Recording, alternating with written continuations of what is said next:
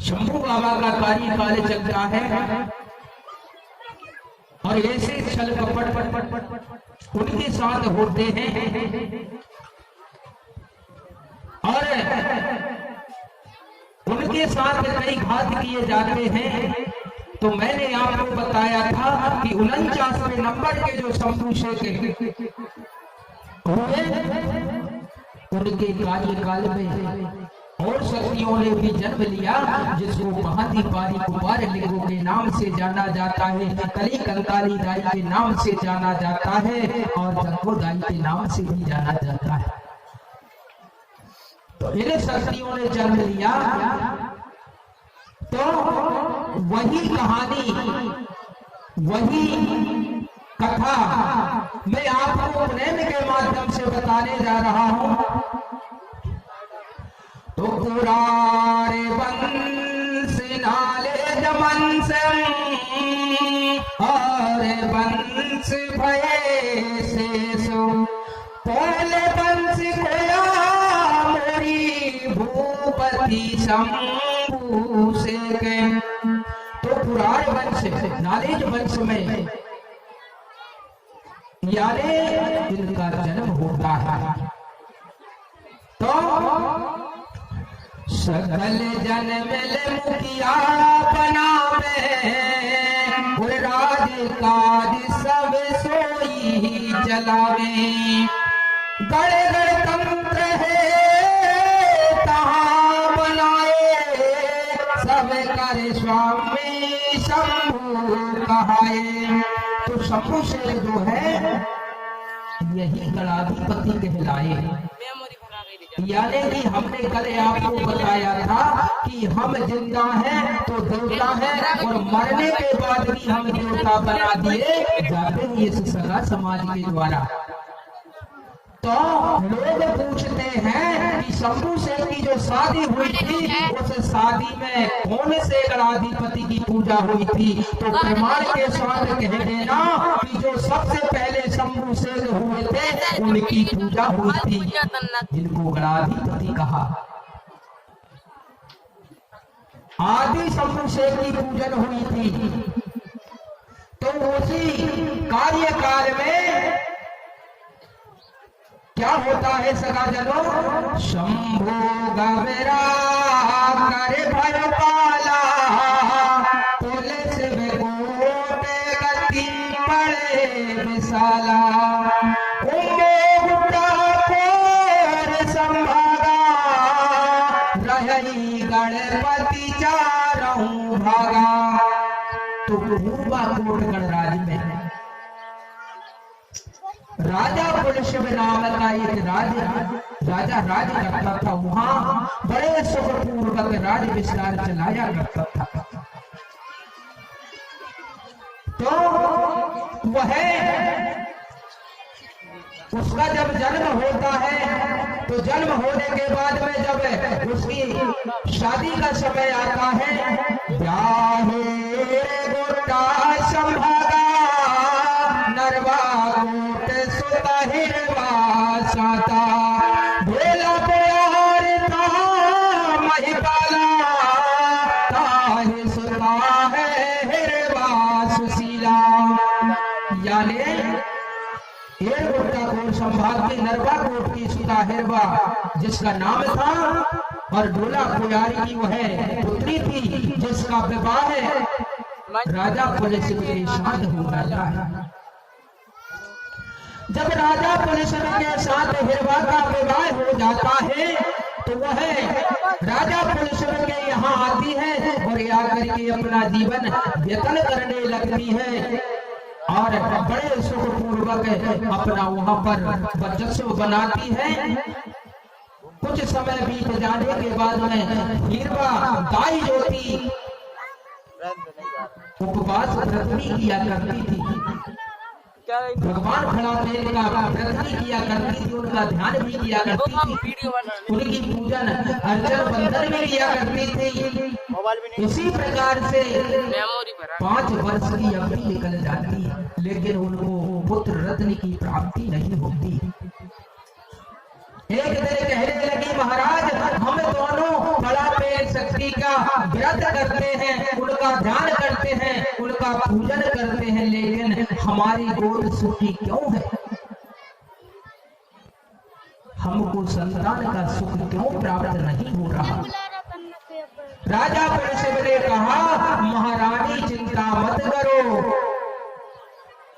उसे प्रकृति शक्ति पर विश्वास करो, हमारी गोदी में एक दिन ललना जरूर खेलेगा। इस प्रकार से महाराज हिरवा रानी को वीर बना देते हैं और व्रत करते हैं। एक दिन पेंडोर गंगा में हिरवादाई अपनी सेविकाओं के साथ जल विहार करने के लिए जाती है। जब जल विहार करने के लिए जाती हैं तो वहां पर बीच नदी में एक कोया पुंगार आता हुआ देखती है। तो कोया पुंगार को अपने आंचल में लेकर के हिरवादाई बड़ी अति प्रसन्न होती है और घर में आकर के महाराज को ये भंडार जिला की कहानी यानी भंडार जिला में यह कथा प्रचलित है। 3 प्रकार से हमारी कथा को बताया गया है। तो वह महाराज को आकर के बताती, महाराज मुझको ये पुंगार की प्राप्ति हुई है, कोया पुंगार की प्राप्ति हुई है। तो महाराज भी खुश होते हैं कि अब तो भैया हमारी गोदी हरी भरी होने वाली है। इस प्रकार से सगाजनों राजा खुशी होते हैं और खुशियां मनाते हैं। और एक कथा और है कि शंभू शेर यानी हिरवा दाई जो है एक दिन अपने महल में सो रही थी, अपने महल में सो रही थी और सोते हुए विचार करती है बड़ा पे, हे प्रकृति शक्ति हमारी गोद क्यों खाली है, इस गोद को क्यों नहीं भर रहे हो। तो इस प्रकार से हिरवादाई वहां पर विचार करती है। तो रात्रि में विश्राम करती है। तो रात्रि में विश्राम करते करते जब उनकी नींद तेज लग जाती है यानी सुबह का वक्त होता है तो हिरवादाई क्या देखती है कि एक नन्हा सा बालक उनकी गोदी में खेल रहा है। उनको लाड़ प्यार कर रही हिरवादाई, स्वप्न में लाड़ प्यार करती है, चूमती है, गले लगाती है, अरे बड़े लाल प्यार से उसको अपने गले लगा करके खुशियां मनाती है स्वप्न में। उसी वक्त क्या होता है सगाजनों कि दरबार में, राज दरबार में जो दरबानिया होता था और सुबह के वक्त 4 बजे जब मुर्गा बाग दे देता था उस वक्त वह घंटा बजाता था ताकि सारे नगरवासी जाग जाएं। तो उसी वक्त हिरवादाई ये स्वप्न देख रही थी कि उनको पता लगा कि वहां पर घंटा बज जाता है टन टन टन और हिरवादाई की नींद खुल जाती है। जब हिरवादाई की नींद खुल जाती है तो बिस्तर से उठ करके और इधर उधर बालक को ढूंढने लगती है कि कहाँ गया बालक, किधर गया बालक। इतने में महाराज आ जाते हैं। महाराज आकर के कहने लगे, ओ रानी क्या कर रही हो यहाँ पर, क्या ढूंढ रही हो, सोने में क्या कर रही हो।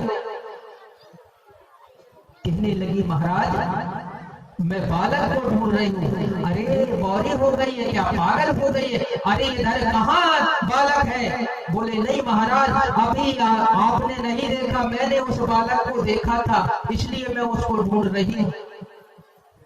बोले हिरवा तुमने जरूर लगता है कोई स्वप्न देखा है इसलिए आप बाबरी हो गई है। चिंता मत करो, सुबह सुबह का वक्त है और सुबह सुबह जो स्वप्न देखता है, अरे कुछ लोगों ने कहा है कि वो भी सख्त हो जाया करते हैं, लगता है हमें हमारा फड़ा पेन पुत्र जरूर देगा। इस प्रकार से हिरवादाई को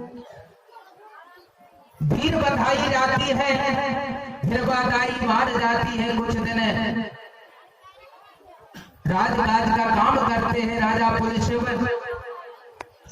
एक दिन